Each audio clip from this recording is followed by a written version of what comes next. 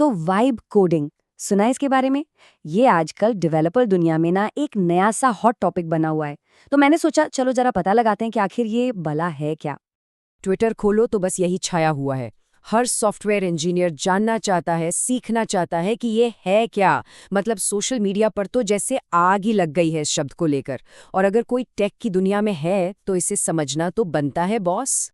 ठीक है, इतनी सारी बातें हो रही हैं, इतना हाइप है, पर सवाल तो वही है, इसका असल मतलब है क्या? क्या है ये वाइब कोडिंग? तो चलो अब सारी कंफ्यूजन दूर करते हैं और सीधे मुद्दे पर आते हैं। आखिर ये वाइब कोडिंग है क्या? देखो, सबसे पहले तो एक बहुत बड़ी गलतफहमी दूर कर लेते हैं। कई लोग सोचते हैं इसका मतलब है बस अंदाजे से बिना कोड पढ़े कुछ भी लिख देना। नहीं, बिल्कुल नहीं। असल में ये एआई का इस्तेमाल करके एक डीप फ्लो स्टेट में बने रहने का तरीका है। एक ऐसी स्टेट जहां दिमाग पूरी तरह से काम में डूबा हो। तो अब सवाल आता है, ये फ्लो स्टेट आखिर है क्या? सोचो, ये वो जोन है जब कोई डेवलपर बिना किसी रुकावट के पूरी तरह से फोकस होकर काम कर रहा है। मतलब डॉक्यूमेंटेशन खोजने या छोटे-मोटे एरर्स को ठीक करने में टाइम वेस्ट नहीं करना पड़ता। बस काम पर, अपने आइडिया को हकीकत बनाने पर ध्यान होता है।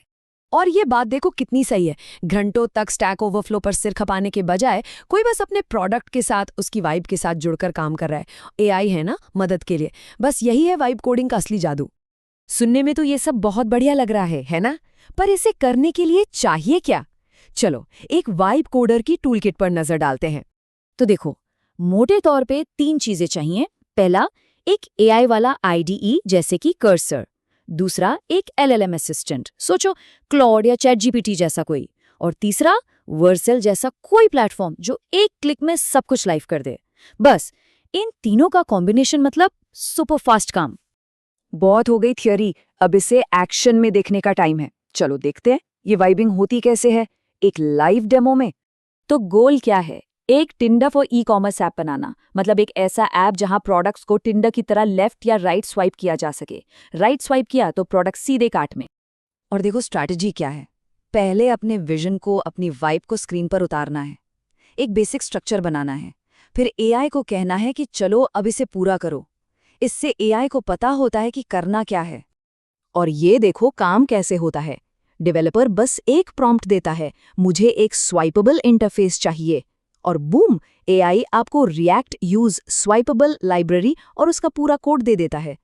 फिर बोला इसमें कार्ट की फंक्शनैलिटी डालो, और लो जी, एक वर्किंग कार्ट तैयार, बिल्कुल एक बातचीत की तरह। और पता है सबसे कमाल की बात क्या है?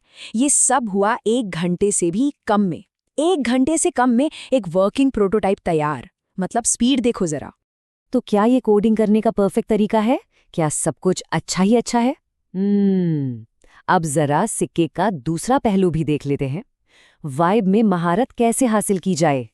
तो सवाल वही है, क्या ये कोड करने का एकदम सही तरीका है? क्योंकि देखिए हर नई चीज के साथ कुछ फायदे होते हैं तो कुछ नुकसान भी, और उन्हें समझना बहुत जरूरी है। तो चलो इसका एक वाइब चेक करते हैं।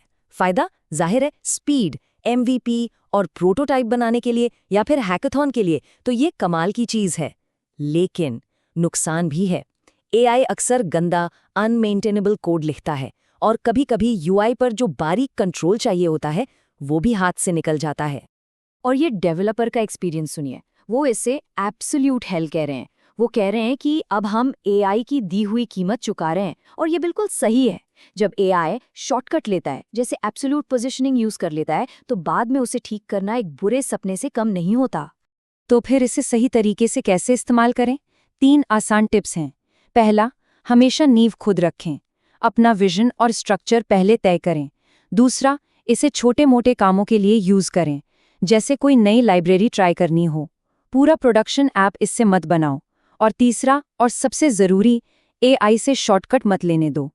अगर वो एब्सोल्यूट पोजीशनिंग यूज़ कर रहा है तो उसे बोलो कि नहीं, फ्लेक्स बॉक्स यूज़ करो। अच्छी प्रैक्टिस पर जोर दो। तो आखिर में सवाल यही बचता है, क्या ये कोडिंग का भविष्य है या सिर्फ एक वाइब है, एक ट्रेंड जो आकर चला जाएगा? शायद इसका जवाब इन दोनों के बीच में ही कहीं छिपा है। सोचने वाली बात है ना?